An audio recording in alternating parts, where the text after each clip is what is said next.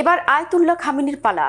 আর এই পথ আমেরিকাকে দেখিয়েছেন তারই ঘনিষ্ঠ বন্ধু নিকোলাস মাদুরো। অবাক হওয়ার কিছু নেই, কারাকাসের অত্যন্ত সুরক্ষিত দুর্গ থেকে ঝটিকা অভিযানে যেভাবে ভেনেজুয়েলার প্রেসিডেন্ট ও তার স্ত্রীকে তুলে নিয়ে গেছে ডোনাল্ড ট্রাম্পের বাহিনী, ঠিক সেভাবেই নাকি ইসরায়েল আমেরিকার চোখের বালি খামেনিকেও তুলে নিয়ে যেতে পারেন ট্রাম্প। কিন্তু কিভাবে সম্ভব? দুই দেশের গতি প্রকৃতি কিংবা বাস্তবতাই বা কি বলছে, সেসব নিয়ে আজকের এই বিশ্লেষণ। রিয়ালের দরপতনকে কেন্দ্র করে ইরানে শুরু হয়েছে তুমুল বিক্ষোভ। অর্থনৈতিক মন্দা থেকে রেহাই পেতে রাজপথে নেমে এসেছে নানা বয়সী মানুষ। আর এই বিক্ষোভকে সুযোগ হিসেবে ব্যবহার করতে চাইছে ট্রাম্প প্রশাসন।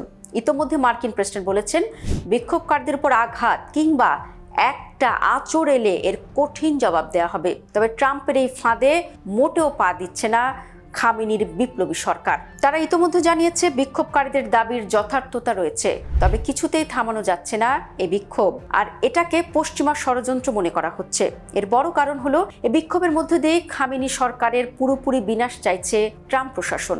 মাদুরোকে অপহরণের ঘোষণা দেওয়ার কয়েক ঘন্টার মধ্যে ইসরায়েলি রাজনীতিক ইয়ার লাপিদ ইরানকে কঠোর এক সতর্কবার্তায় বলেছেন, ইরানের শাসক গোষ্ঠীর উচিত ভেনেজুয়েলায় কি ঘটছে সেদিকে গভীরভাবে নজর দেয়া। অন্যদিকে মাদুরোকে জোরপূর্বক ক্ষমতা থেকে সরিয়ে দেওয়ার ঘটনাটি ঘটেছে ট্রাম্প ও নেতানিয়াহুর দ্বিপাক্ষিক বৈঠকের এক সপ্তাহ না পেরোতেই।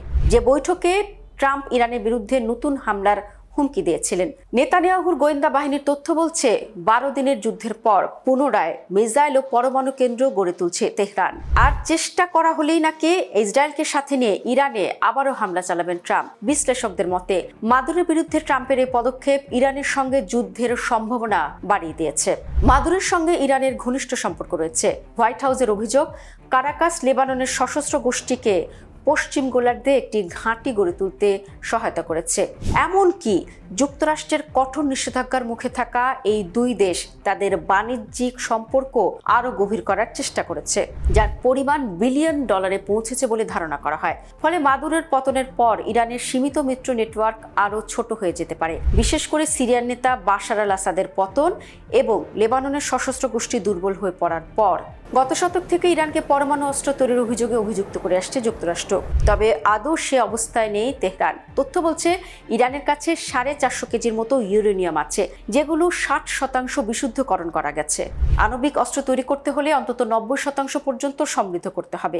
সেই হিসেবে এখন আণবিক অস্ত্রে শক্তিশালী হওয়ার পরিস্থিতি নেই ইরানের। আর এই অজুহাতে ইরানকে ঘায়েল করতে চায় যুক্তরাষ্ট্র, কিন্তু এতে কোনো স্বার্থ নেই তাদের। বিশ্বের আরো অনেক দেশই আণবিক অস্ত্র মজুত করেছে, তাদের দিকে ভুলেও তাকায় না আমেরিকা। তবে উদ্দেশ্য কি? উদ্দেশ্য একটাই, তেল।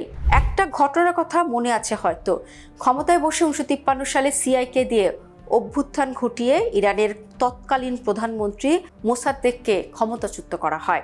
ক্ষমতা আসার পর তেল শিল্পকে জাতীয়করণ করেছিলেন তিনি, যা পশ্চিমা তেল কোম্পানির স্বার্থকে মারাত্মকভাবে ক্ষতিগ্রস্ত করেছিল। আর এ কারণেই ইরানে অভ্যুত্থান ঘটনার মাধ্যমে পুনরায় তেল শিল্পের নিয়ন্ত্রণ নেয় আমেরিকা। এরপর পাহলভি পরিবারের কাঁধে সব চলে যায়। তখন আমেরিকা সহজেই দেশটি থেকে তেল নিয়ে যেতে পারত। সমস্যা দেখা দিয়েছে তখনই যখন 1979 সালে ইসলামী বিপ্লবের জেরে ইরানে পাহলভি পরিবারের অবসান হয়। গত 4.5 দশকে খোমেনি থেকে খামেনি খুব বেশি সুবিধা নিতে পারেনি।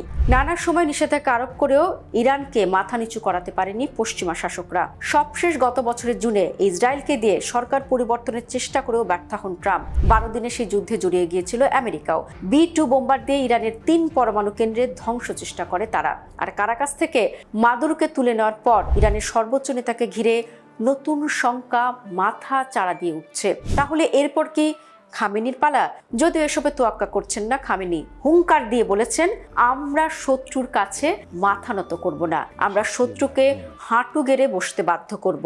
ইরানি তেলের বাজার দখলে নিতে আমেরিকার সামনে বাধা খামেনি ও তার বিপ্লবী সরকার। কোনোভাবে এই সরকার নামাতে পারলেই বাজিমাত আমেরিকার। মোহাম্মদ রেজা পাহলভির ছেলে রেজা পাহলভিকে ক্ষমতায় বসিয়ে স্বার্থ হাসিলের ফায়দা খুঁজছে আমেরিকা। তবে তাদের সেই বাড়া ভাতে পা দিতে পারে ভেনেজুয়েলা। ল্যাটিন আমেরিকার দেশটির সাথে যুদ্ধ দীর্ঘায়িত হলে ইরান আরও কিছুদিন সময় পেতে পারে, যেমনটা হয়েছিল 2003 সালে। সেবার ইরাক আক্রমণের পর ইরানে হাত বাড়াতে চেয়েছিল আমেরিকা, কিন্তু যুদ্ধ দীর্ঘায়িত হয় তেহরান মিশনে নামতে পারেনি ওয়াশিংটন।